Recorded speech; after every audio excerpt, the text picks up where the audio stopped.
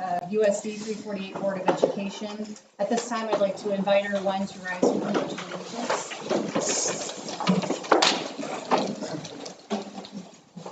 I pledge allegiance to the flag of the United States of America and to the republic for which it stands, one nation, under God, indivisible, with liberty and justice for all.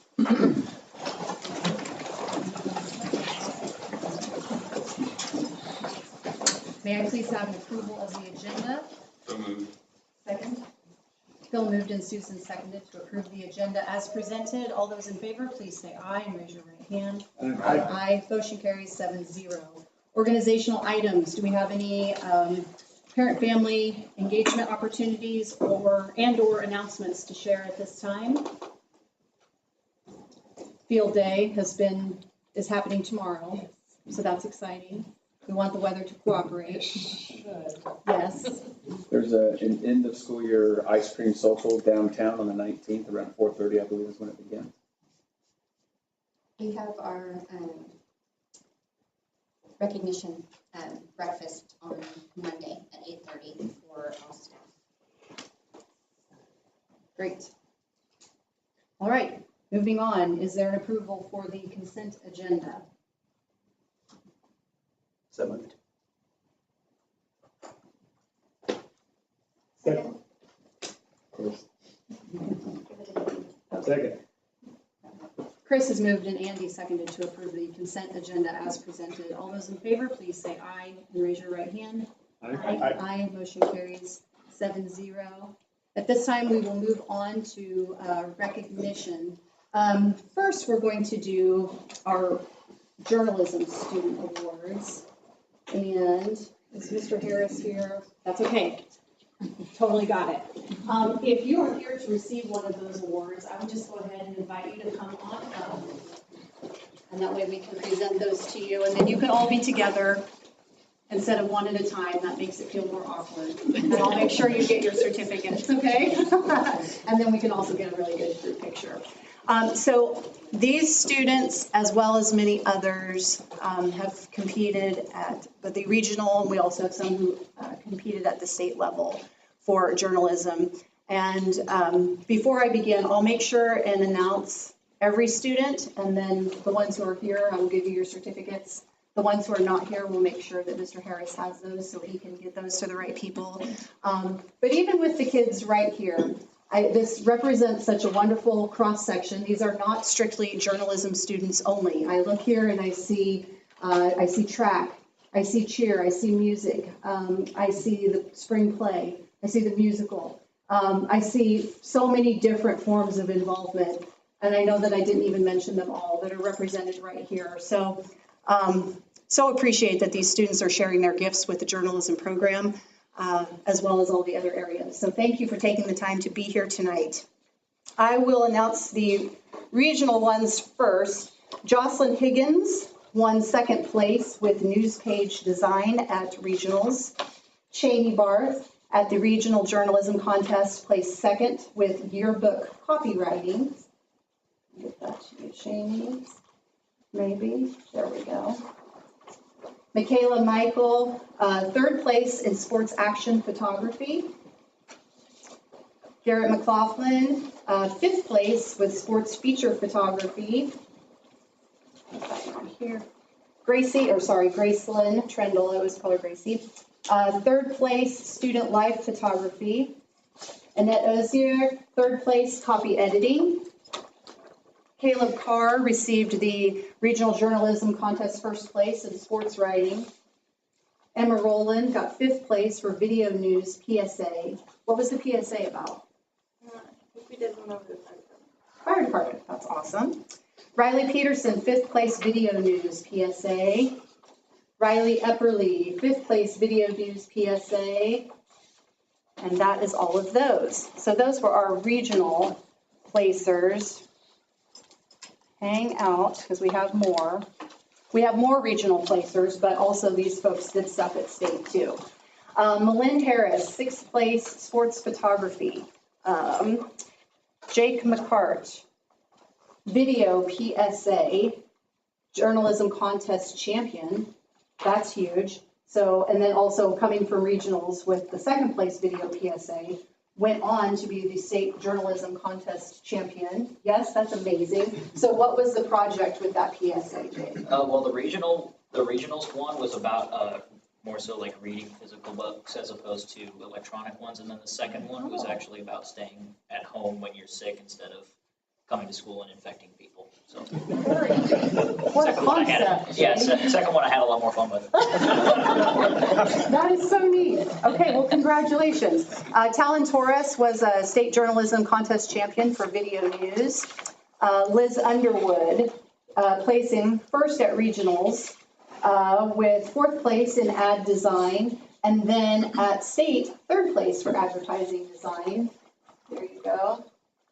Okay, this one is state journalism contest champion, again, in the video PSA category. This is Dane Warmus, You hesitated. I hesitated. Just go. Warmuskirken. I practiced and everything. Dane Warmuskirken was the contest champion for video PSA as well. Moving on from our second place finish at regionals to qualify for state. Macy Lynn, video news, state journalism contest champion, big deal. I said Talon already, didn't I? Talon Torres, state journalism contest champion for video news. And last but not least, we have Greta Davis, who placed second for editorial cartoon, and then went on to state to be the state journalism contest champion for editorial cartoon. Fantastic. So lots of champion stuff happening, but also a lot of qualifiers. So we're going to clap for all of them at the same time by saying this first. On this day, May 16th, 2023, the USD Board of Education recognizes, celebrates, and congratulates excellence in all forms. And so we want to say congratulations to each of you for your endeavors in journalism. We are proud of you. Keep writing, keep expressing. Well done.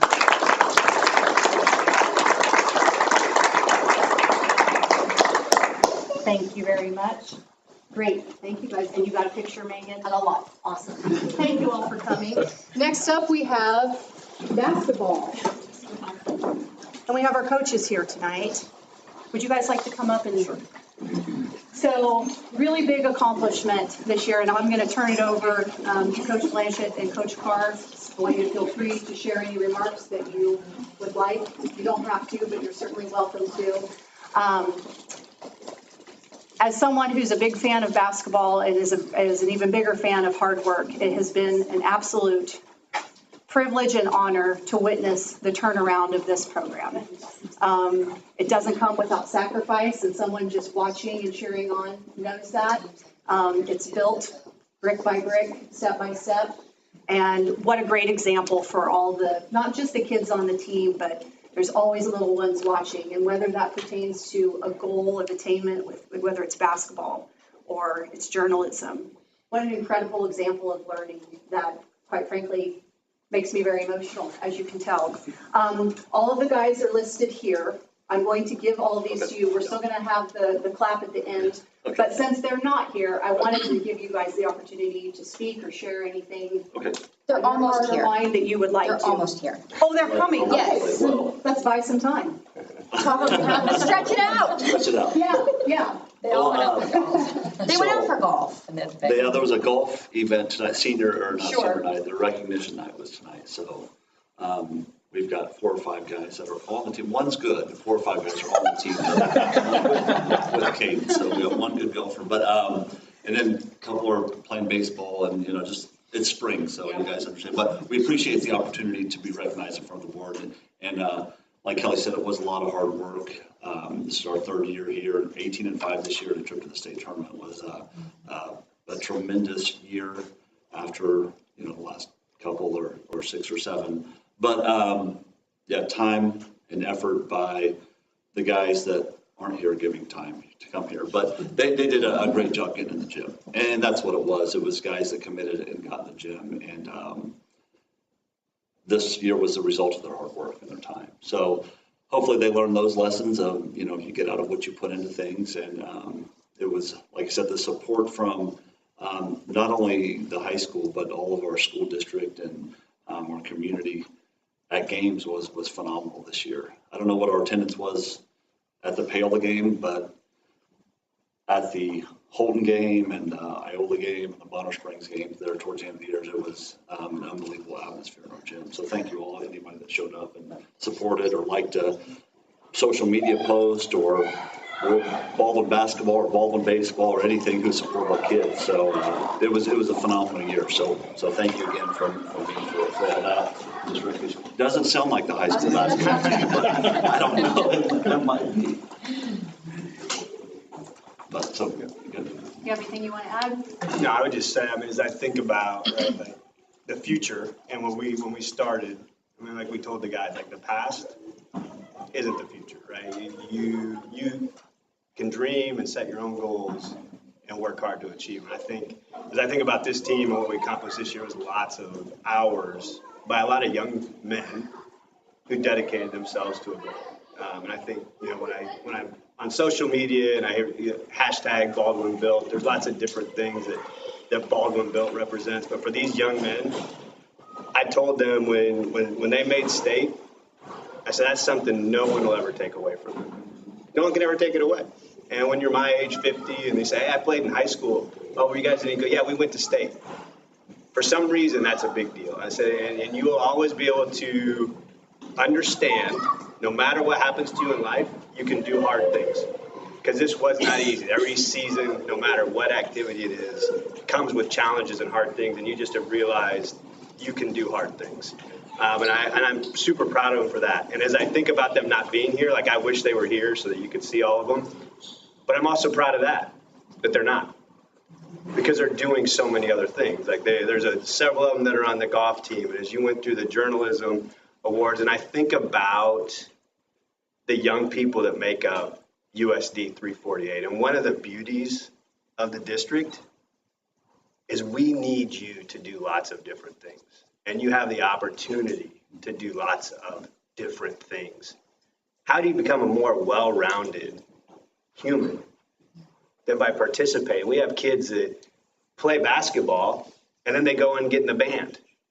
I mean, it's just an amazing district. And some of the things that these young people can do and the accomplishments that they achieve through dedication and hard work, those are things that'll never leave them. And so we're super proud of our small corner, right? That is part of what we're allowed to do and that we had good accomplishment. Boy, we're super proud of the boys and super proud of the way they represented the school and super thankful to everyone that started coming out because we're all human.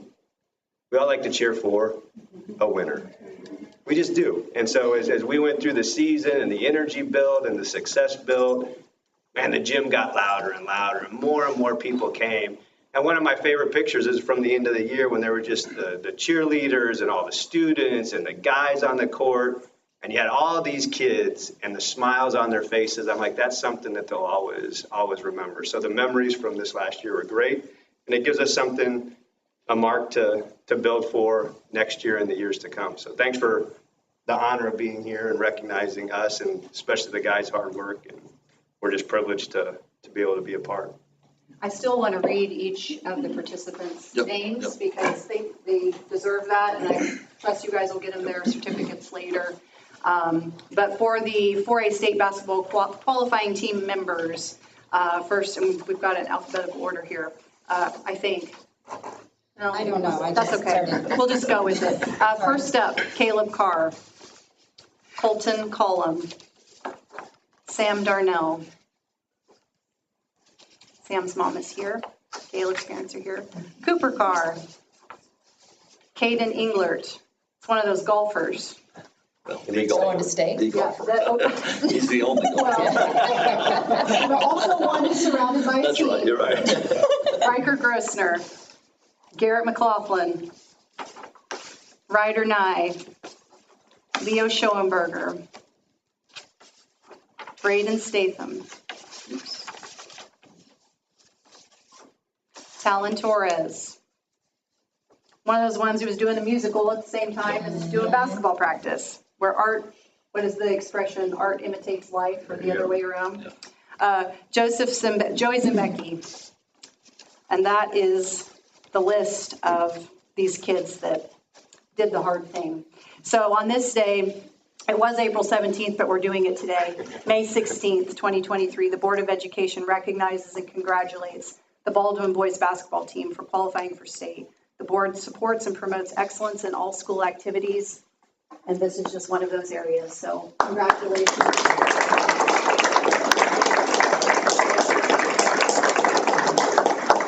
Thank you. All right. If I could get a team picture, that would be great. Next up is our educational program highlight. We are featuring the primary center tonight. We have two fabulous people here to share with us, so we appreciate you all being here. Mr. Nichols, Ms. Lee, is your time to shine. Yes, you Megan as well. So I'll do a little bit of introduction before I turn it over to them. Every year, both of them put on a kindergarten program. We do our programs for first and second as well, but it's just the musical portion. They do a PE and a music one, but it's focused around the standards. So it's showing parents the standards that they've learned and how they connect with the activities that go with it. So we have a video, I think it's approximately 7 minutes long. You didn't tell me that part. What? Hungry. Well, we don't have to do it. We can do it. Killing time because I wasn't ready for you. But my thought is, if you guys want, if its volume's not too terribly high, because during the program, they, in between each thing that they're doing, they kind of share the standards of what they're doing with the parents. Let them kind of go through that so they can talk over it. So it'll be kind of volume light. Let you guys share the standards as they're going through it and the things that they're doing as they go. So, sorry, Megan, I put you on the spot. We are very friendly and we are already very excited about all of this. So what we would ask is that if you can make sure and speak loudly enough, so if someone is watching from home, they can catch that. Yeah. Coach voices. Yes. Are you ready? You're ready? I'm going to hit play. Do it. Okay, so the 4 stations we started with for the sport stacking, so kids from any abilities can do this, or any background. Utilizes both sides of the brain and the dexterity, and gets their speed and motor skills going there. They're doing a 3-3-3 cycle of sport stacking. And this front portion, you'll see cone flipping. It's a spin on water bottle flipping. But when I do this lesson, it's all about sportsmanship and encouraging each other. So you'll see she handed the cone to her partner. If they make it, they'll give like a handshake or a high five. This is Drums Alive that we do. Usually when we do it, they follow me. But here I gave them an opportunity to do a freestyle and try to do this stupid lesson.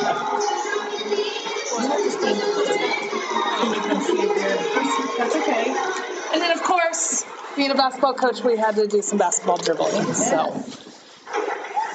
and then here you'll see when the music stops, they point to their next station. And then when I see when they're all ready, they rotate. This was an amazing piece that all of the students immediately got quiet, turned and pointed, and then when she said rotate on a dime, they knew exactly what they were doing. So I use that all year. My music is start and stop tool, so they already knew that piece. So you should see. Oh, no.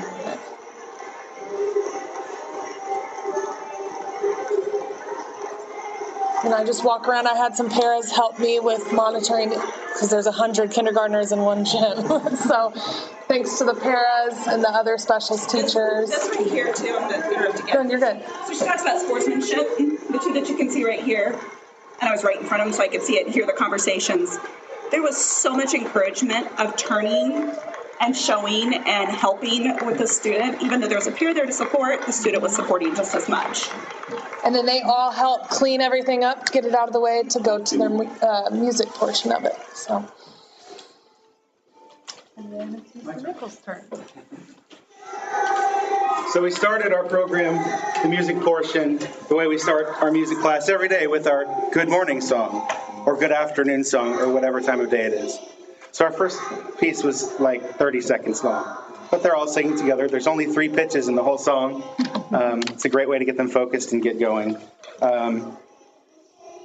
And this one is an action song because at this level, a lot of the things we do are based on movement, speech, and so here they're tying together not only the text, but also action and singing on pitch, hopefully. But they're responding to the music appropriately, and so various parts of their body shake. It's very cute, and this became a favorite of ours. But my favorite part is at the end, because after their hand, elbow, knee, foot, head, whole body shakes, then we stop our whole body from shaking, and it's one of our calming signals, body calm. So it's a way to get us, hopefully, to stay focused on the next activity, whatever that is. And then probably my favorite part was this portion, which we did a routine to the Nutcracker March. And it combines steady beat, which is the number one priority in kindergarten for me, because chances are if they don't show, that they're able to keep a steady beat by the end of kindergarten, it's going to be an uphill battle from there. So they combine steady beat with actions, body percussion, using our bodies to make sounds. And this also was a lesson on musical form, where we learned what a rondo is, which is you've got an A and then a B section that's different. Then you go back to the A, and then there's a C that's different. You go back to the A. And so they're able to show that they can tell the difference between each section of music by their actions. So that was a really fun part for us to do. And then this one is called Sleeping Bunnies. And this is responding to music also. There's a song, but the kids weren't necessarily singing it. But, oh, how still are they ill? And they say no. But then they all wake up and they hop, hop, hop. Now here we were, even though we had the whole gym, we kind of wanted to keep them corralled, because you've heard kindergarten is like herding cats. It's not that far off in some ways. But when we do this in the music room, we explore movement around our space. We have 4 basic rules, which are walk, don't run, or do whatever locomotor, but never running in the building. Watching where we're going, not bumping or touching our classmates, and staying in our safe areas. So those are the things that we explore with movement. So much of primary music is based on that movement because, obviously they need to get that kinesthetic energy out, but that's also a way for them to grasp on to the musical concepts that we're focusing on. Then we had Tony Chestnut, which is our theme song, I guess. Every year at the beginning of the year, I read a book to the kindergartners called Tony Chestnut, and it is about a boy who starts his first day at a new school, and he's very excited, and Chris knows about this song, I think. I sing it all the time at home. And they get stuck in your head, right? For years now, yeah. Like 8 years. And Tony's excited to go to school, but his sister Eileen is sad because she missed her friends. So there's a lot of body parts, Tony, chestnut, nose, I love you. And so this gets them, from day one, getting body, mind, voice all working together. And it's really cute. And Eileen loves Neil, and Neil loves Pat. There's all sorts of actions, that follow the names. And I apologize to the parents in advance because it gets stuck in your head for sure. So it's fun. We had a lot of fun. And I'll just go ahead and skip to the end here. Our final song was The Way We End Music, which is with The Music Time Is Over, which is an echo song based on the tune of Frere Jacques. And, oh yeah, how it ends and they point to their rear ends. Cute. Of course, it's in that one. So it's fun. But I like doing this program because it's a way for us to connect with the parents that we work with these kids an average of 75 minutes a week. So it's not a lot of time. But at the beginning of my comments, I said this is like our greatest hits, basically. And a lot of the stuff was from August, some from December, and some more recent. But it's it's a chance for us to inform and perform. So it's kind of an informance. We can say, not only do we do these things, but here's why we do them.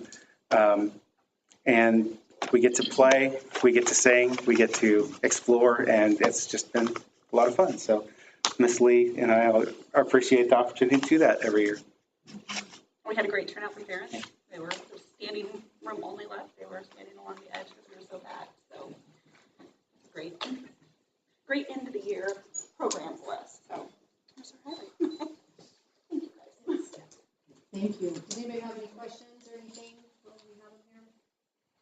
I've had an opportunity through the course of walkthroughs, and I've spent several days in that class. The organization that they have, the time and attention to detail to the classroom management, it pays off very well in terms of how they do things. But just the whether it's physical education, getting students, from a mental health standpoint, getting their bodies ready for learning is very important. She talked about the bilateral proficiency. It's utilizing the whole brain, which has there's research behind that, is carrying over into instruction as it alerts the mind. So whether it's brain breaks or physical education, those things are very important. The work that Chris is doing with music has a really nice tie into developing mathematics skills as well as literacy. And so it goes beyond just the importance of being a healthy individual and having appreciation and a love for music, but it also carries over into the academic side of things. So they are invaluable members of our staff. So I just wanted to thank you, as well as our other music and PE teachers that we have in our district. Thank you all very much. See, that wasn't so bad. It's hard to get over. I joke with my students all the time, and they're like, I hate math. I'm like, you're doing math right now. Math is music, music is math. And so I saw like 10 different things, just examples in that of how they're getting those skills, sometimes without even totally knowing it, but in ways that pay off. That's how you get them. Absolutely, absolutely. So thank you guys so much for that. All right, moving on, celebrating USD 348 student voices. I have no letters or emails to share from students at this time. I think everybody, the consensus is we're ready for summer. And last but not least, for a recognition section is the Baldwin Built Employee of the Month announcement.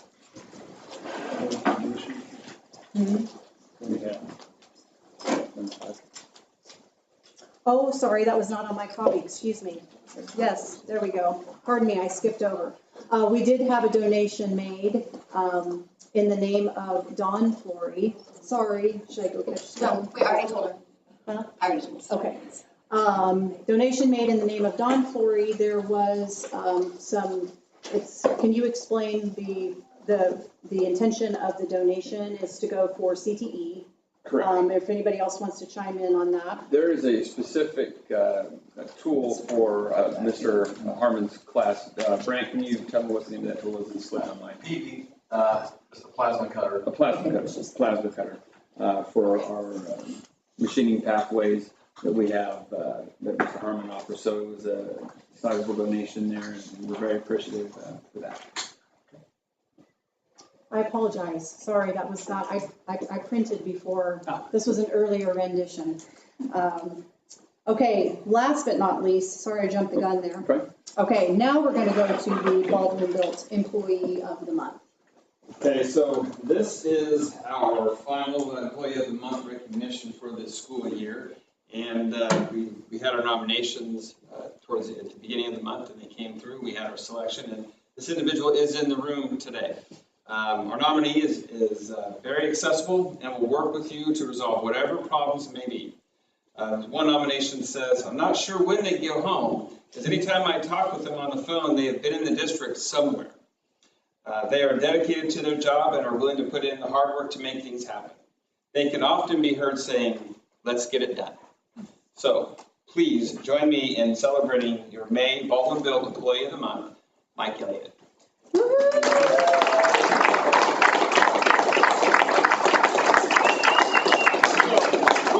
We always try to share the information with the winner in different ways. So knowing Mike, he would try to talk us out of it and would not accept it. So we put him on the spot for this particular one. So, Mike, the work you do across the district is felt by everyone, whether it's the district office or in the buildings, and even our students within the community. So Mike's really worked hard to get students involved within the program that he offers with the environmental services.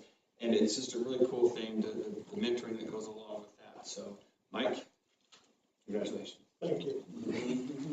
You bet it.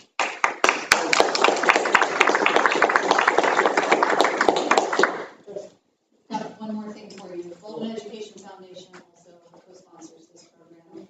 So enclosed is a nice cash gift for you with our appreciation and thank you for what you do.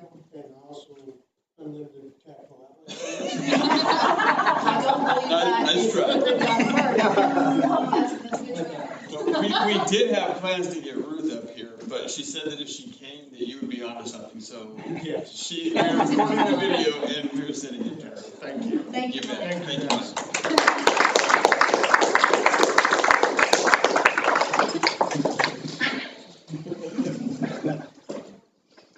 All right, I have 7:01. I'm just for procedural, we have no public comment. So, okay, moving on then to our financial report. Item 1 is budget update. All right. So Nathan has got some information that he'd like to share with you regarding some of the voter work that we've been doing to finish up that process, as well as our opportunity to republish and get access to some additional funds. So Mr. Dodge and I met with our vendor this last week to finalize our plans for the voter checks. So they're in the process of getting that up and running. So we're estimating 2 to 3 weeks, hopefully sooner, depending on his time and getting everything into his system and process. So as mentioned, we're looking at hopefully before the end of May, if not earlier. So the second item under the budget update is we do have the opportunity to republish the general fund, at-risk, and SPED. We have some additional direct certification that came in that allowed us some additional state aid, and we'll have to republish to be able to have that budget authority. This allows us to extend our authority to spend, is what it does. Yeah. So this evening, we're seeking just the ability to move forward with that, with the publication in the newspaper for the notice of hearing. I think my original communication to you was to propose June 9th, but then quickly realized that was a Friday and didn't think that you guys would want to meet on a Friday. So I'm thinking June 8th, or the evening of June 8th, 6:30, unless you feel otherwise. I don't know what schedules, if that's a conflict with any of the board members, but you wanted to kind of fill that out because we do need a date this evening for publication.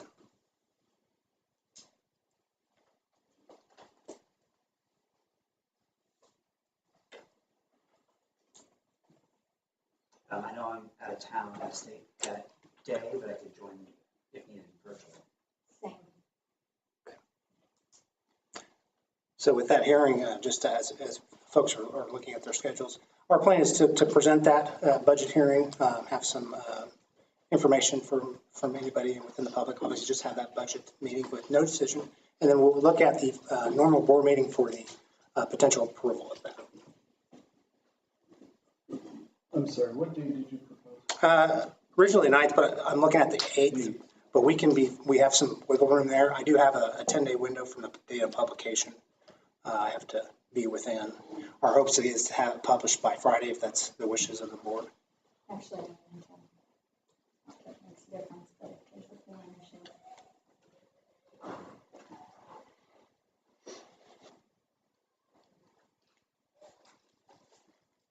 Do we already have a special board meeting on the 5th? Or is that just the night meeting? I don't believe we do. Yeah. I have it with written up. It's the work session. Can we group them together? You do one before the other. What's that? Sure, I think we can do one before the other. Want to do a 6 o'clock special meeting on that, and then 6:30 with Britain? That way, it's just one meeting for you? Was that one for your time frame? Yes, if we have it in the paper by Friday, That gets me to the 29th. So we have some wiggle room there. Yeah, it should be perfect. That gives me plenty, just in case, hiccup within the paper, things like that. But that would be our 10-day guideline. So just to confirm, June 5th at 6 is what we're proposing.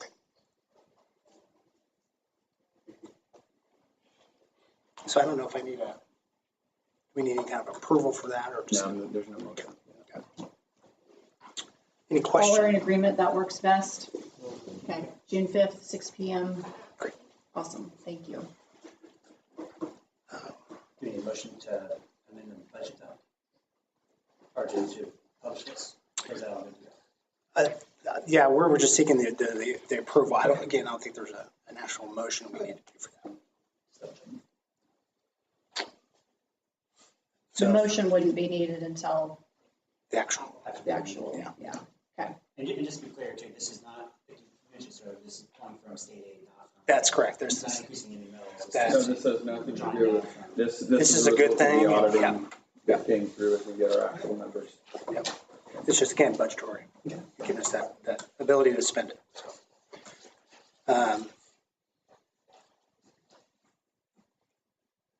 let me jump into the next junior high.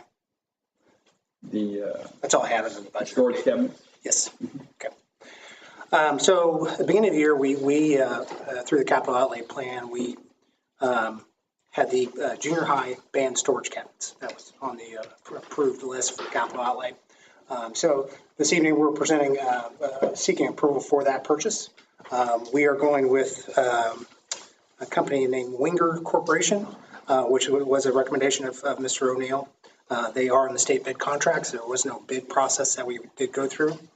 We initially budgeted $20,000 for the purchase. It did come in at just over that mark of $733. So just wanted to seek, or if you don't have any questions, just seek approval for that purchase to move forward. Our hopes is to get that installed over the summertime. Our Mike and his crew is going to help us out and get those installed for us. Just one bid? It's a state bid contract, yeah. So there is no. When it comes on the state contract, it's not required to go out to vendors for bid. Yeah. Because that part's already been accomplished by the state. Yep. It's part of a cooperative.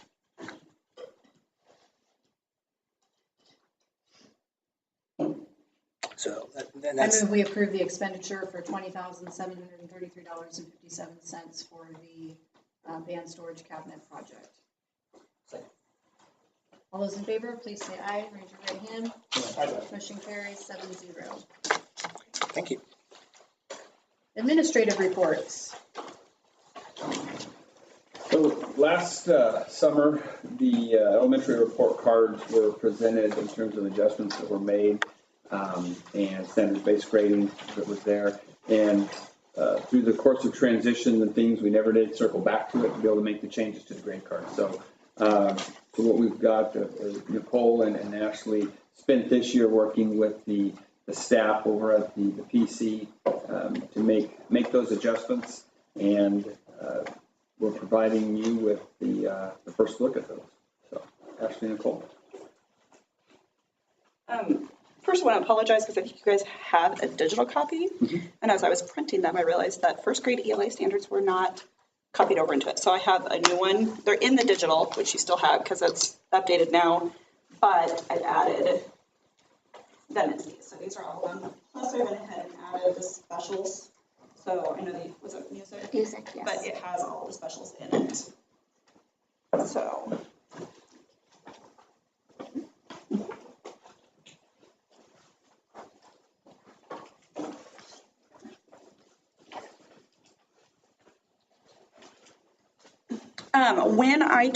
We had several meetings throughout the year of doing this with my BLT team, and we would kind of convene together and then go back to their teams, and they would look at the current standards that they had on there. They would look at the suggested changes they had made last year, and then they also pulled the state standards and kind of did a comparison of all three. And then with that, I had some sample report cards that I'd gotten from some other districts that had recently gone through some of their changes. So they also had that as a comparison.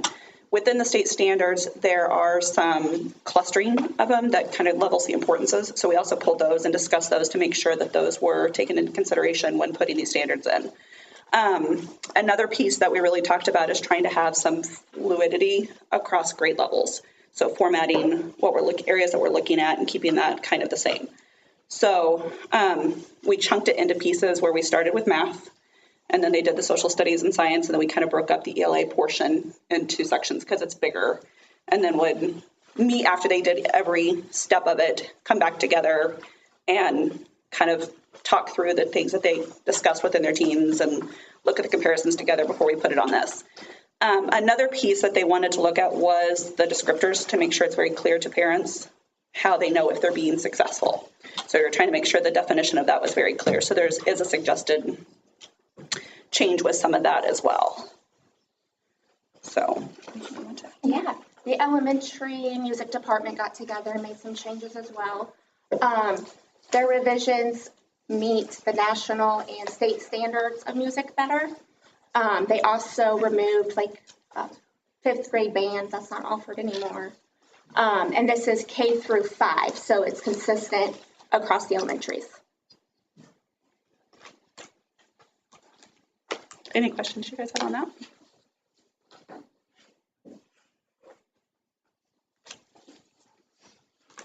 From the printout perspective, it was pretty much easier to interpret and know how you can, by coaching to your kid.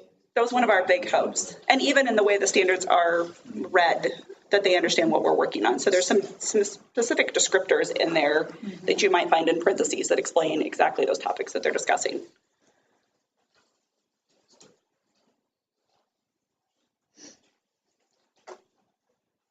So on the performance descriptions, they have different performance level descriptors or One of I think the main change on that one is how it was rated. The numbers were flipped, and they thought that that was very confusing because it was 1 being the highest, where they thought 4, and they had a lot of parents that would call if they had a 1 thinking they weren't doing well. So that was one of the main piece that we flipped on that, is just understanding that 4 means they're exceeding. I guess what I was getting at, when you get to the work habits. Oh, yeah. Changes to a different. Those did not change. The work habits is the same as it was. And why didn't they just all change? Do what? Why didn't they just apply that to all of the areas? I mean, why does this small little sector have a different performance descriptor? I think that's because you can't really exceed. On work habits, those are what if you're meeting that work habit, you're doing well in it. I see. Mm-hmm. And those work habits aren't necessarily limited to state standards. No. And before it was, and on the previous report card, it was labeled behaviors and, I forget what it was, behaviors and something. So we just changed it to work habits. And that was another piece that we did because some people had some different ideas and I wanted it to be the same. I said it may look different. We did talk about how it will look different at a kindergarten level versus a second grade level, but still wanted the consistency across.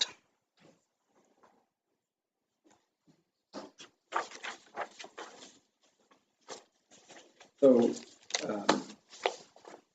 in order to move this into the grade cards, we'd be seeking a motion. With this being the first night that you got to look at them, we are perfectly happy being able to move this to a June meeting for approval, if you would like. However, if you would like to make a motion tonight to be able to do that, we would entertain that also. So. I move we accept the revised grade card. Is that what we're calling it? The report card revisions. Who was that? Was it Kelly? It was Tony, sorry. Susan moved, Tony seconded to approve the grade card revisions as presented. All those in favor, please say aye and raise your right hand. Aye. Motion carries 7-0. Thank you. For all the work on that. And I'm going to stay here. I don't remember is it the preschool next on the agenda? Yes, it's preschool. Okay. Yep. All right. So this one I'm going to start just by giving some background information. We've had lots of discussions in our building around our preschool programming and what it looks like and how we can service more students is really what we're looking at. So just background information. We currently have 4 3-year-old AM early childhood classes, and then we have 4 4-year-old PM early childhood classes. Then we also have a 1 full day 4-year-old at-risk program. Numbers wise right now, we have approximately 45 3-year-olds that attend the AM class, approximately 50 that attend the 3-year-old. That number does change from the beginning to the end. So I took more towards the end of the year. 3-year-olds tends to be a little bit lower at the beginning as we're going through that screening process and hitting that age that they're going through it. We stay pretty steady with 18 for our all-day at-risk. Typically, we have anywhere between 7 to 10 students that are on the wait list for the all-day at-risk program. There's anywhere from 5 to 15 that have remained on the list for the 3-year-old AM wait list, and then about 2 to 5 students for the 4-year-old PM. So you can tell we still have a pretty high number that stays on that wait list. When we go for finance piece and paying, we use the SPED, the at-risk grant, the KPP funding to fund our teachers for that. We did not receive the KPP, which was something that we assumed, kind of had an assumption that was coming this way. The funding within it is decreasing. We will reapply again next year, but the anticipation is that there's not going to be the funding for it within the next couple of years. So the money that's going into that grant is decreasing. And that is not a result of performance for our district. They look at gaps. It is merely there's an end to that in the pot. So that is approximately $54,000 that we were getting in 2 different installments of 27. So that's a pretty big chunk that we're going to lose out for this next year. So with that as your background, some things that I don't want to make a proposal this year, but I want us to start having discussions next year about looking at our preschool programming and things that we can do. One of those is to possibly look at adding some classrooms so we can decrease that wait list, really looking at that wait list piece.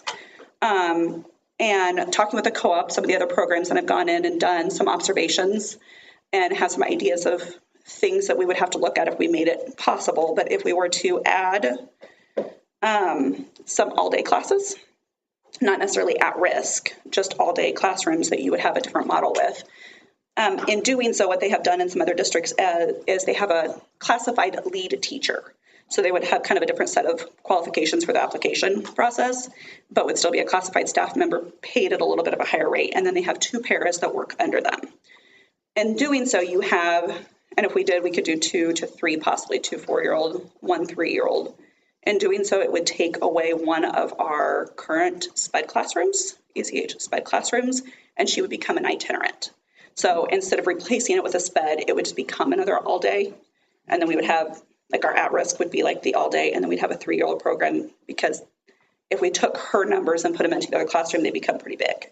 So that's one of the things that we're kind of looking at. So rather than being the lead teacher, she becomes special education itinerant over the 3 classrooms. So there's still SPED in it, there's still at risk, and there's still peers. It just allows us to get people off that wait list. So that's one of the things that I want to start considering. There's a lot of planning, though, that would need to take place if we did that. One is qualifications of our classified teacher to make sure. And when Eudora was one that I went and observed, both of theirs have early childhood background, even though their license is not current because it's not needed. Making sure that we have a qualified lead teacher to do that would be imperative. Looking at scheduling is something else that I would need to do to make sure that they have that support of other teachers and can help with that initial setup of their classroom. So there's a lot of pieces that would have to fall into it if we did it, which is one of the main reasons we decided not to go that way this year or even to propose it this year. It was to give us that whole year to really look at the planning process and to see if we can make that successful.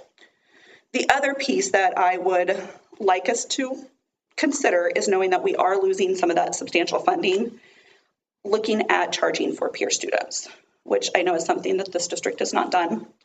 I have talked again to some other districts. Ottawa is one of them, and they do $112 per month. Eudora does $70 per month, and this is for their half-day program.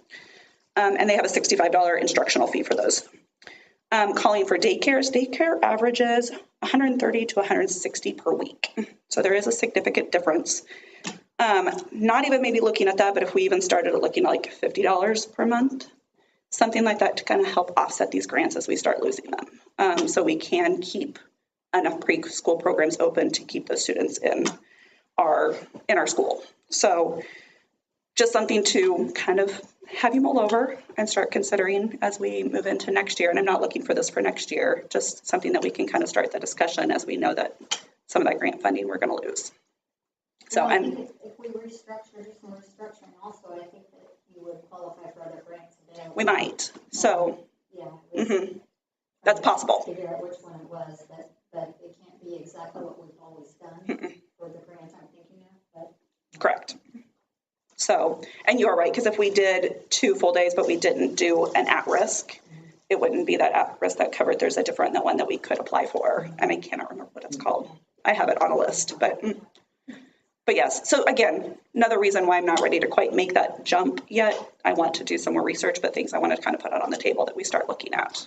Nicole and Laura Lee have been talking about looking at the preschool model for several months, and with the anticipation that the KPP would be at some point coming to an end. And so this has been a conversation they've had. They've been visiting with their teachers about this. But we're not at a point that we need to make an adjustment right now. We certainly don't want to do it real quick. We want it to be methodical and thought out. Yes, but we do have we have a big wait list that I would like to decrease. So, okay, that is all for that one. Unless you guys have questions for me. Appreciate the lead time. You what? Appreciate the lead time. Yes. It gives more opportunity for everybody to be thinking out at it. There's a lot of pieces to consider to make it successful in rolling it out. Yeah, for sure. Well, thank you for the lead time. Yes. All right, anybody else? Okay. Thank you. I do have, because we're rolling into the next piece, so I'm just going to head us on. I gave digital copies, but I do have physical copies if you want for the handbook revisions, because I think that's the next piece on there. So if you want copies, I have them highlighted, but you have the digital component with the link. So, anybody else? For November, the regular meeting would be approved in calendar back in January for meetings. Third Monday falls on the 20th of November, which is, last month we now made a day off. So the question we have is, do you want to go ahead and leave the meeting as scheduled, or do we want to look at relocating that meeting to the previous week? I don't think we should meet on the 20th. I feel like if you leave, so we gave everybody that whole week off for Thanksgiving break, so that's a Monday. It runs into possibilities of people leaving the weekend prior for the Thanksgiving trip or something. Just throwing that out there.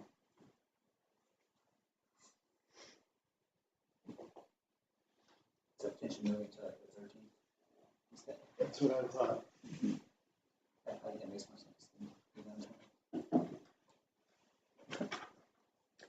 We would need to make a formal motion for that because those dates were approved via resolution. So we would just need to have a motion to fix it. I think a motion that we move our regular meeting from November 20th to November 13th. Second. Kelly moved, Chris seconded to move the November monthly business meeting from the 20th to the 13th of November. All those in favor, please say aye and raise your right hand. Aye. Motion carries. Thank you for catching that. Quick question on meeting dates. We discussed June 5th just a couple months ago for the special meetings. And then Dan reminded us that there was going to be air conditioning in here because they start that project. We'll have a quick meeting. Sorry. Did my inside voice come outside? Written part might not make it that quick. So we were talking about location changes. PAC makes it impossible, not impossible, obviously we've done it, but it's not as easy for Kay with the sound and the videoing. Derek's junior high library is available if you guys are okay with that on the 5th for the special meeting. There is a chance it's back online, but it's going to be cutting it close. I don't like it. You can also take the risk. Since we're inviting a guest, I think it would be nice to be able to be in an air-conditioned space. What's the forecast for you? Supposed to be warm? We just want to clarify that so he can publish his dates and locations. Yep. Everybody okay with that? Junior high library? Super. Thank you. 23-24 school handbooks.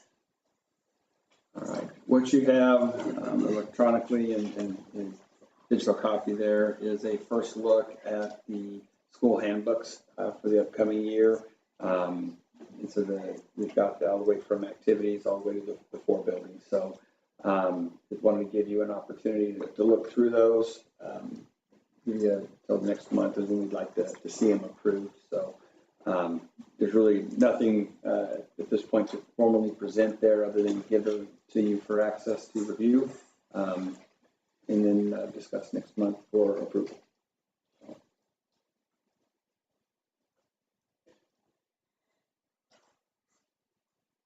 Okay.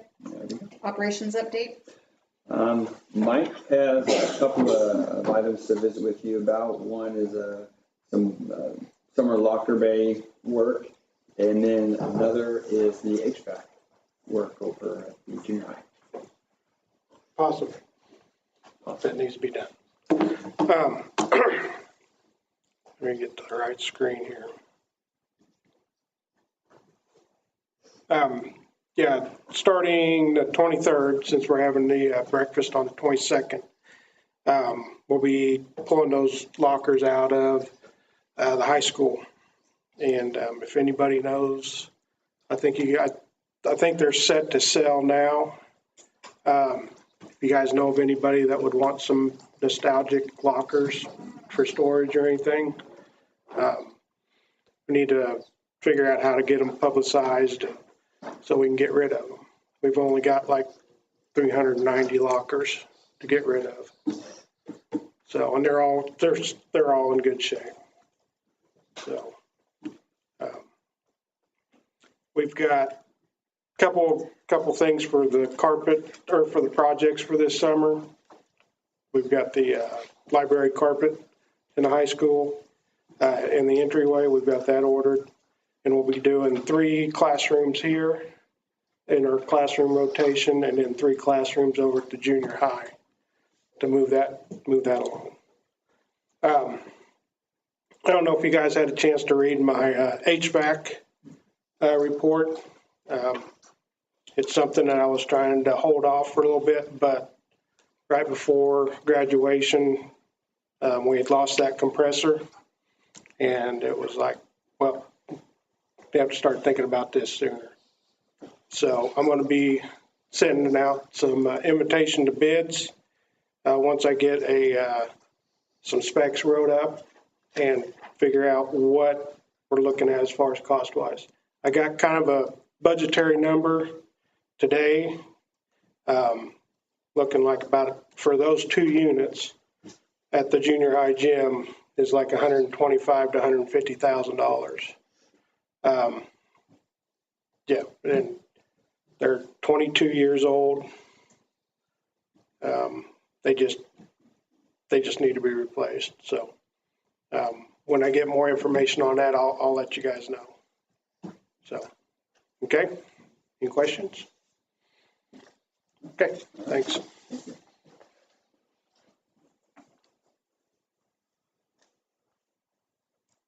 All right, old business, RSP service agreement. So RSP presented to us with regard to the enrollment study. We approved to go through the enrollment study where they would provide a presentation in November. They sent me the service agreement or their contract prior to signing it. I wanted to share it with the board. Then once approved, then I can sign it and begin that work with them. Within the contract itself, it reflects what they shared within their project proposal of $12,000 for their enrollment study. If there are additional items that we add moving on with, such as additional, that would require additional use of an analyst or developer planner beyond the scope of the $12,000 that we originally agreed to, the costs there are listed. But based on the presentation, based on the work that we've asked them to do, I don't see us needing any additional work from them that would incur those fees. So, and the question that was asked, board board member Newfield asked, could we get some feedback or some suggestions on what we could do to grow interest into coming to our area, they would build that into their analysis response for us. Great. But this time, what I would to be able to sign the contract and move forward, I would ask the board to consider approving the contract that was presented. I'll move we approve the contract with the RSP as presented. Contract okay? Does it have to be service agreement? You can call it service agreement. Service agreement. Title. Okay. Andy moved, Tony seconded to approve the RSP service agreement as presented. All those in favor, please say aye. Raise your right hand. Aye. Motion carries 7-0. Is this something I'm supposed to sign or you're supposed to sign? Okay. I just want to check since it's in my folder. Okay, great. 3-year staffing plan update. Okay, so in March, when we provided the staffing plan, we provided the recommendations for the upcoming school year, and then we provided some recommendations that we would be looking forward to considering in 24-25 and then possibly 25-26. One of the recommendations that Dan had on the 25-26 was consideration of moving the physical education position at the IC to full-time. Fast forward to the week following, we received a resignation from his PE teacher, and then the process of posting the position and the opportunity to hire. Dan had did his work to get the job posting out and to see applicants. In that process, we got 3 applicants. One was a physical therapist that did not qualify for the position itself. And of the 2 remaining, only one returning queries for an interview. And so we're at that position trying to staff physical education and thinking of long-term growth of the program, what we could do district-wide to improve the services we provide with physical education for students. Trying to fill the position has become problematic, trying to hire at the point 6 position. And so what I'm asking the board to consider tonight is an adjustment to that 3-year staffing plan that would allow us an opportunity to hire a physical education teacher at a 1.0 in an itinerant model that would be reflective of what we're doing with regards to music, so that we can not only provide physical education here at the IC to our students, but also look at expanding and enhancing what we're doing physical education-wise at the high school. So this is where I brought Brant into the conversation.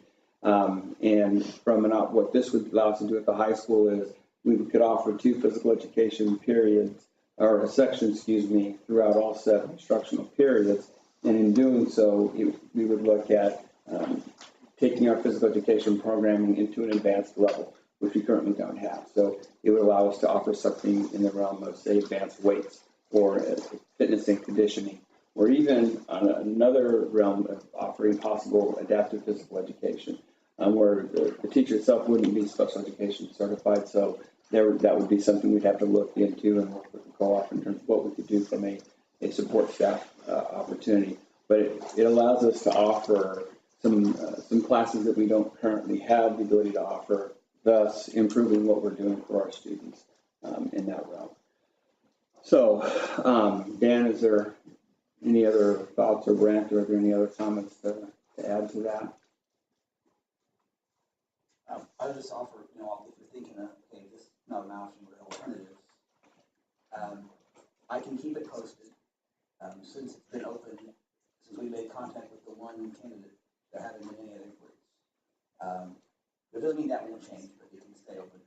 The downside of that is nobody applies. We can go the gen ed route with a non-certified PE teacher. We've done that before, like we're doing at a library, for example, where we have a certified aide doing that. In that situation, we cannot provide grades, and we take a hit on our personnel report, which we can do, but we have done that with ours as well when our teacher's license didn't match up to our age level. They were qualified, but not highly qualified. So there's a couple of options if we don't go this route, because there are some other solutions that are not as viable, and it obviously reduces the quality of the PE program.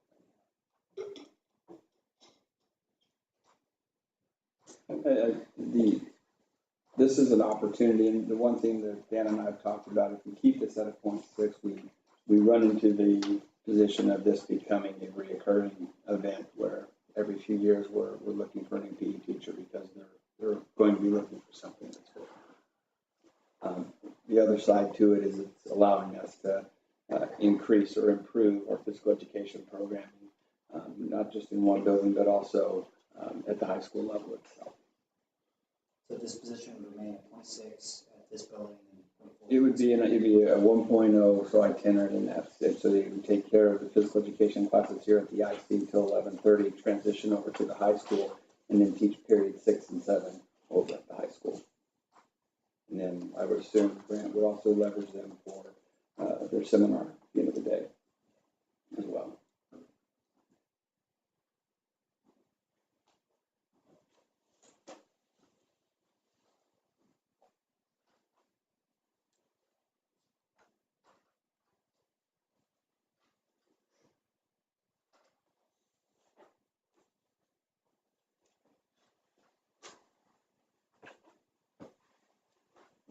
What are your thoughts? So the financial implication here is somewhere between like 17 to 22-ish thousand dollar expenditure just to bump it up to one FTE. Just basing off these numbers. I mean, referencing the CTE and the secondary teacher. The candidate itself that we're looking at would not be reflective of that.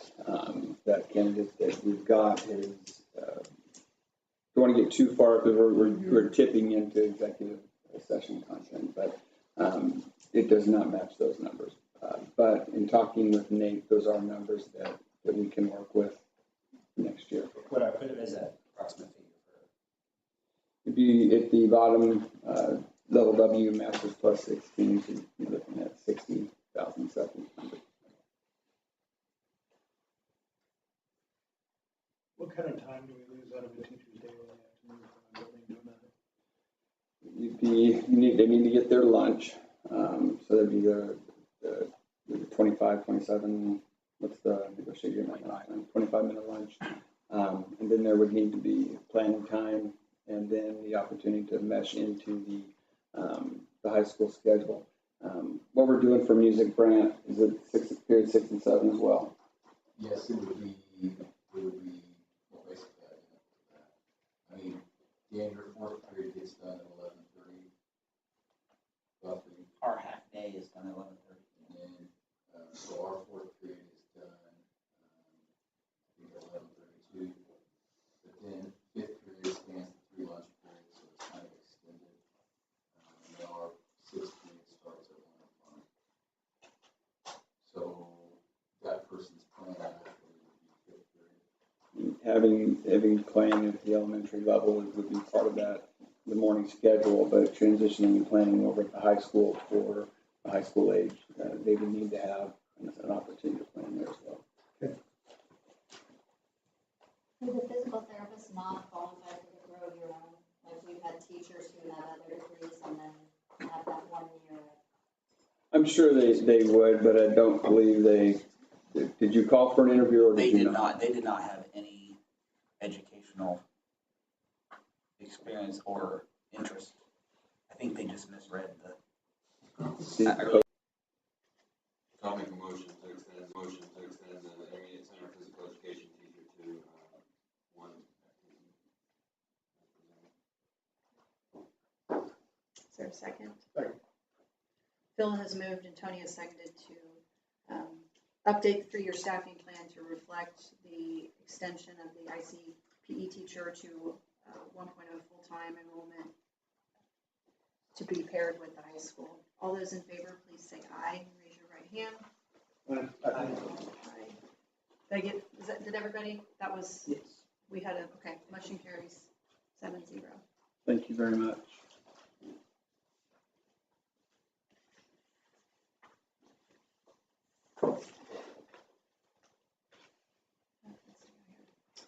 Bond updates. Election day.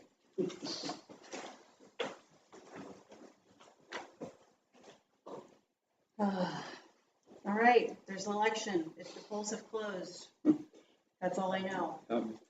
Not focusing on that right now, but probably still results are coming in. So thank you, everybody. We'll be definitely thanking people, regardless of outcome, at next month's meeting, whether people can be here or not. And I know we've thanked them before, but we will thank them again for just all of the amount of time and work that people have given to that. It has been an amazing thing to see, and we want to give that proper appreciation and thanks. So that's really the only update I have to share. Yeah, I just wanted to extend thanks also to the community members that have been part of Kelly, Phil, and Kelly bringing me into the fold as you all studied this and allowing me to be part of it. And I'm just anxious to see how our community voted. All right. New business, new course approvals. All right. Derek has been working with his staff trying to come up with new elective course offerings. And so at this point, what we wanted to do is provide you a first look at this. And the idea would be then next month, seek a formal approval. Derek is here to, if you happen to have taken an advanced look at it, we just shared with you earlier, answer the questions you might have. But other than that, I think our intent is to give you an opportunity next month to proceed. Derek, did you and Carly wanted to have any other thoughts to add? It was a very organic process from our sixth grade team. There's any more to that. I don't want to steal any thunder from Carly. She had a lot to do with this too. Ms. Holloway, if you want to let it marinate until next month, I'm happy to do that. We can come up and we can talk a little bit about it. Why don't you come up and share a little? So as I kind of said, it was a very organic process for our sixth grade team to come up with some new options for our sixth graders during their study hall time. And really this idea came out of a conversation that Mrs. Holloway was having with that team. So I'll let her talk a little bit more about it. Sure. So we were having a collaboration time on a PD day with the sixth grade team, and I usually pop in and just check in. And they were having great conversation about how in sixth grade, there's not a lot of opportunity to pull students in to explore additional avenues outside of the regular academic curriculum. And for some of them, that makes school really boring. And it makes school something they're not excited about. And so we wanted to give our sixth grade students here an opportunity to be excited about school. We have an amazing sixth grade team. Hopefully you guys have had the opportunity to meet a lot of them. And they were eager to jump on this and kind of pull into their own personal experiences and educational experiences to provide opportunity for our students. So we did survey the current fifth grade parents and students. We got 48 responses, and majority of those were parents, but there were a couple students that did fill out that survey. And they were given, I believe, about 6 or 7 different options, from debate to economics to photography and like life skills. They came back with our top 3 being exploration of economics, exploration of photography, and just kind of a career and life learning how to participate in their community type of classes that they're most interested in. So we identified our 3 sixth grade teachers that would like to do that, and this would be a quarterly elective to rotate against their study hall time. So how this would function would be first quarter, all sixth grade students would take what we hope to call study skills, which would essentially be similar to a study hall, but be able to hone in more on that transitional piece as they're moving from fifth grade to sixth grade, understanding how to use time management skills, organization skills, what it means to get an F on a test, because these are new concepts to them. So first quarter, they learn the ins and outs. Then we roll into second, third, and fourth quarter where they have the opportunity to explore other elective options. Those elective options being photography, economics, and what we're calling exploration of life 101. So our sixth grade team has worked really, really hard on trying to develop what these quarterly type electives will look like, what questions they will answer, what topics they will cover, just to get these sixth graders interested and excited to learn more as they go into 7th and 8th grade as well. So, anything else? Okay. They've been, Ashley's been working with Derek and Carly to get some scope and sequence lined up with some standards that are there. And it's, from what Ashley's reported to me, it's working really sharp right now. So. I guess I want, this also answers a lot of the requests that we get from parents on site council that talk about that really tough transition between 5th and 6th grade. And as Ms. Holloway referenced, they come to us not knowing what an F is. We've been doing a different grading system, and all of a sudden we have this A through F thing, and we're going, what's that mean? So that class should really help us take some steps in that direction. So over the course of the next month, as you're going through this, if you have questions at the next meeting, Derek will be here to be able to address any questions you might have, or we'll seek approval. Thank you, guys. Thank you very much. Interlocal report.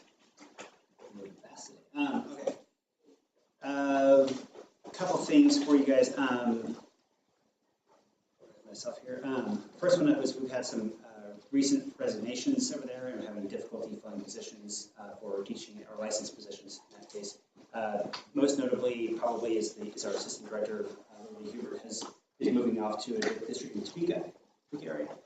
So we're actively thinking of these now. We've got some really amazing candidates, both internal and external, to our districts. So we should have some pretty good candidates for approval at the next board meeting as well. But we're starting to see all those folks go, and most of them are going to additional opportunities we don't actually offer within our co-op. So it's good news for them, bad news for us to have those transitions to some degree.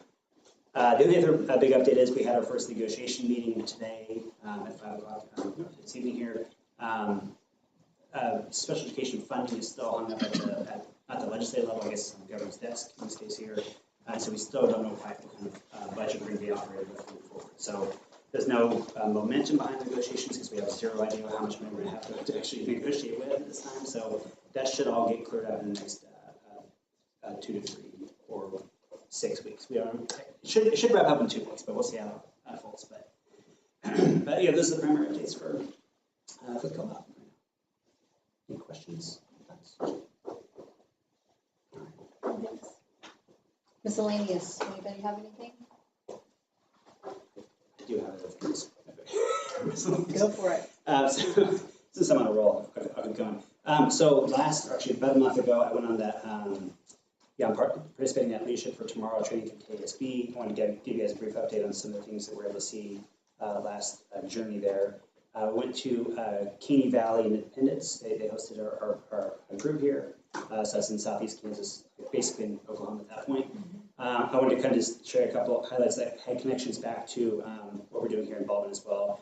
One of the neat things they showed us was it was a 4th grade, actually all the 4th graders in this case here were getting instruction on ag sciences from their high school ag teacher. So in this case, their ag teacher comes down every other Thursday for about an hour and a half and gives them some how do you grow seeds from, like in your windowsill home. And she kind of rotates around different ag science related things.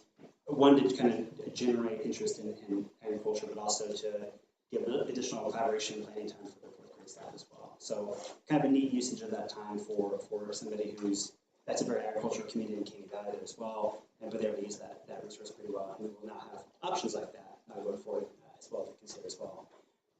One stat they shared with me that I thought was outstanding is they said that last year, and this may have been 2 years in a row, they have a 100% graduation rate in their high school for kids who are enrolled in CTE programs. So they're about an 800 kid district there. Their graduation rate was about 91%. It is really getting bumped up on the kids who are participating in the CTE programs because they had really spent a whole lot of time developing 15 different pathways for kids to take. So kind of, again, going back into we're kind of on this pathway as well as the district as well. And the last little update was they have a high school literacy program that kind of sounded very similar to what we were doing over here. And they had achieved very similar results that we're seeing over here as well. So it's kind of reinforcing news to see that it works elsewhere as well as in Baldwin to kind of know that we're kind of on the right pathway for helping kids with literacy, even in those later stages at the high school age as well. But anyway, I'll get back together with that group until middle of July. I think we go to Salina and, somewhere else over there, Riley County or something like that. So we'll be floating around the state in summer. Awesome. Thank you for reporting back on that. Superintendent's report. I've got one thing that I'm asking Megan, I will ask Megan to put up there, and I will try to stall while the projector turns on for you. So if you recall back earlier this year, I visited with you about Educate Kansas, the employment website. It has taken on different iterations. At one point, it was referred to as KEY, Kansas Education Employment Board. At one time, when I was coming out of college, it was KansasTeachingJobs.com. It has since transitioned into what's called Educate Kansas. They kind of repackaged it, rebranded it, and they've done some really nice things. When we post a job position within our website, Megan's able to get it automatically connected to their website, and our job posting will list there. As part of it, we have a district profile, and on that district profile, they've created graphics that they've got on our website that promote our district, that we will start using as our district as we're looking to promote openings. Also within this website is the embedded video that was shared with you earlier last week and put on our social media page that is interviewed. So Megan, would you mind hitting play on that video? You can just show it live here. I'm sure you've all watched it at some point. My favorite. But you're good. Part of my job is watching the kids go from, I hate this, to, I'm really good at this. What can I do with this? My favorite part of my job is interacting with students all day long. From the start of the morning when I'm greeting them, as they walk into the building, through their activities in the evening, seeing kids outside of school. It's the wonderful part of living in the town that you work in, is you're always on, but you're always getting to interact and impact lives. I think since we're a smaller school, you can get a lot more like closer and personal with your teachers, and you can have more of a one-on-one conversation with them. I am so impressed with the staff at Baldwin. I'm impressed with their communication with the families, their communication, getting everybody together, which is unified. The whole staff is honestly just amazing. Like, it's unbelievable how great Baldwin is, honestly. I think Baldwin schools are just the right size and just the right community as well. So we're not too big, we're not too small. As you look through our education professionals in Baldwin, a lot of them have grown up in Baldwin. And I think that says something about our school district, that says something about our community. I graduated from Baldwin. My children all graduated from Baldwin. I actually have grandchildren in my classes now. It's a great place to grow up. It's a great place to treat the whole child. When you talk about the whole child, we really are talking about the whole child. We're talking about an appreciation by not just the board, not just the staff, not just the families, but also the community that embraces arts. We embrace the academic. We embrace the athletics and activities. We have students that give back to their communities. It's the perfect small town life with the large city conveniences and location. One of the best compliments I've ever heard about this building was I had a new teacher tell me that she came in for an interview, and as she came in the door, she could hear laughter. There's a nice energy to the town that is hard to articulate without you just showing up here and spending some time here at our businesses and within our schools as well.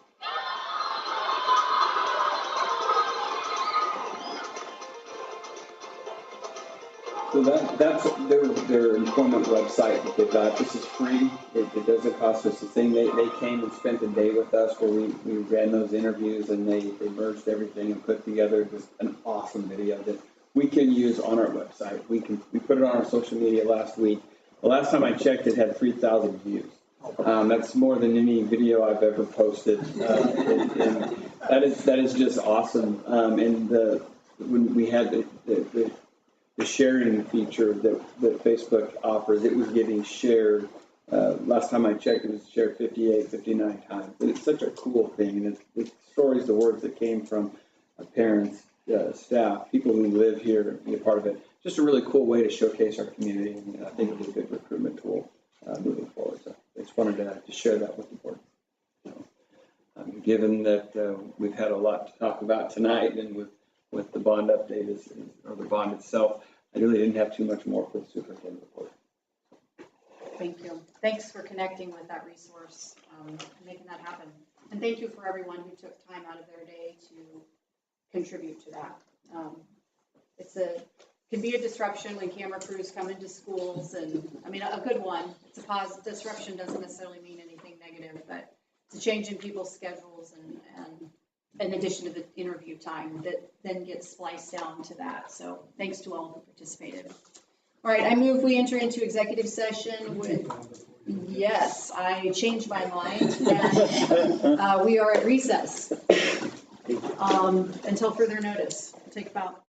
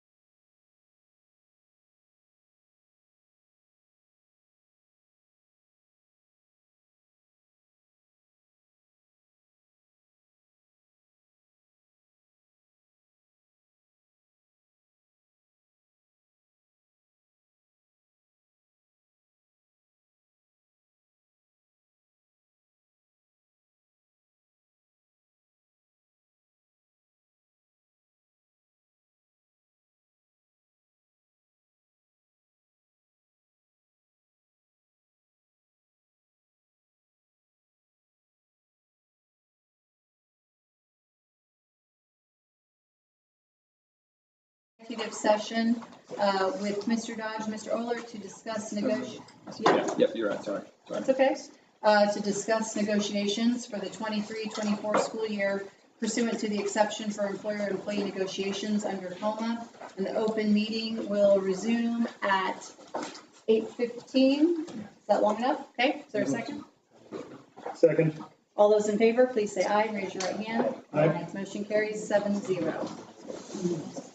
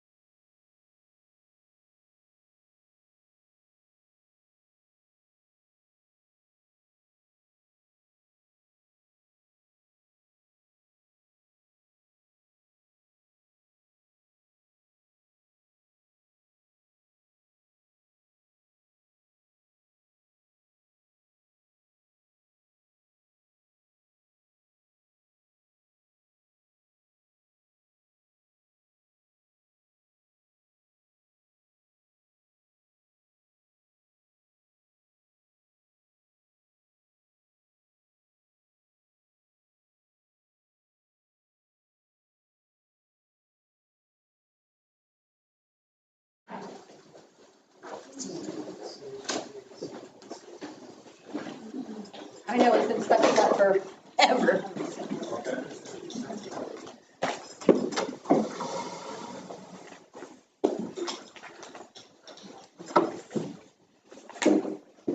Is Mr. Wall-Smith here? Okay, so we'll discuss. So I move we enter into executive session with Mr. Dodge and Mr. Wall-Smith to discuss personnel position at the intermediate center and the for the exception for non-elected personnel under coma. And the open meeting will resume. Do we need to have Mr. Brittingham? Yeah. I'm sorry. Also with Mr. Brittingham, apologies. And the open meeting will resume at 8:24. That's 10 minutes or 8 minutes. Okay, let's just do that. 8:25. Okay. 8:25. Yes. Got it. All those in favor? Okay, got it. 8:25, sorry.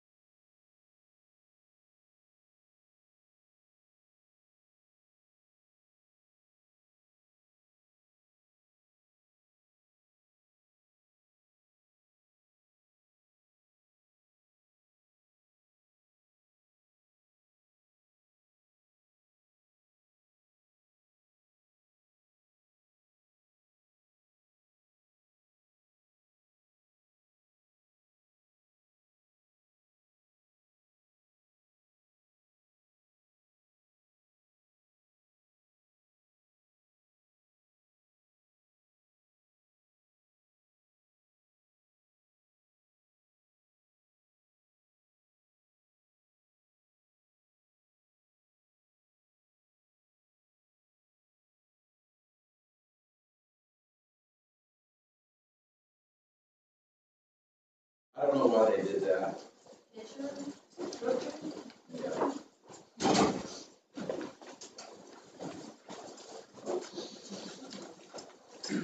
Don't look though.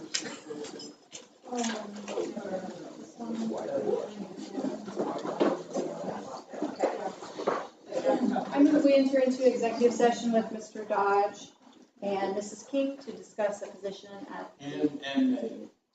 And Megan Johnson, to discuss personnel position pursuant to the justification under coma for non-elected personnel. And the open meeting will resume at 8:40. Second. All those in favor? Say Aye. Motion carries 7-0. See what you get, Nicole?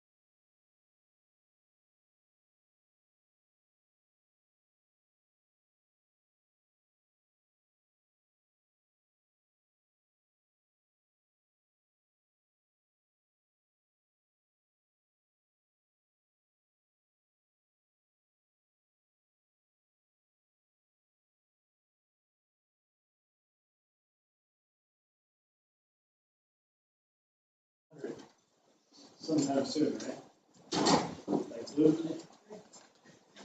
Okay. For,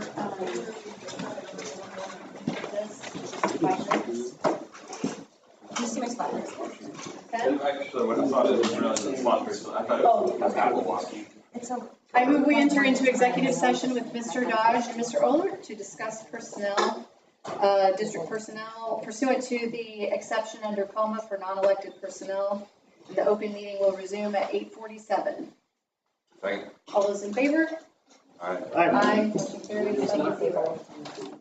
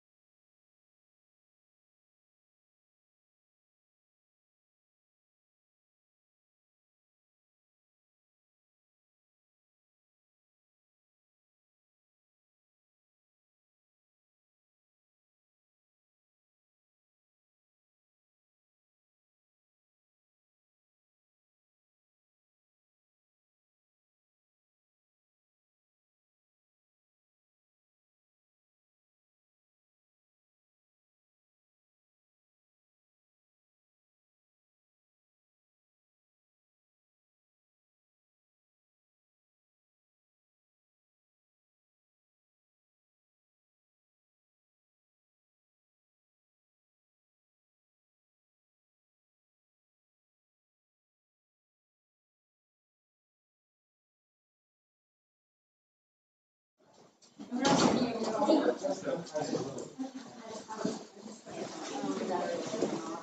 then you won't have to. I know, which might be better.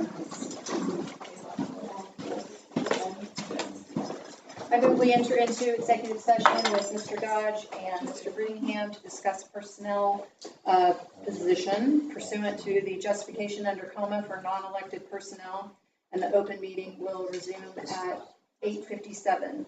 Okay. All those in favor, please say aye. Aye. Motion carries 7-0.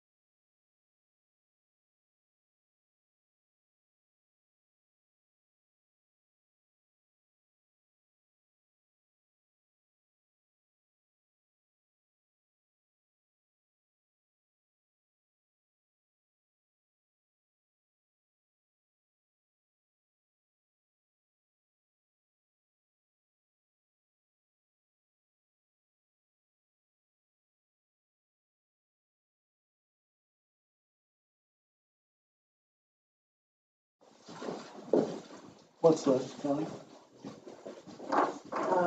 We just need to approve the personnel report. Yeah, and You want some more? services document. I'll come around and use this. Because somebody told me 5.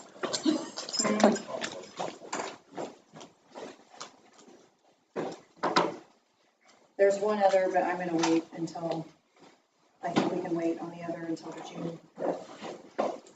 I'm tired. Let's go. Okay, so we have the food services document to approve, and then also the personnel report A, reflective of previous conversations. So those would be the 2 motions, guys. In any particular order? Doesn't I matter. move that we approve the personnel report A as presented. Second. Kelly moved, Andy seconded to approve personnel report A as presented. All those in favor, please say aye. Raise your right hand. Aye. Motion carries 7-0.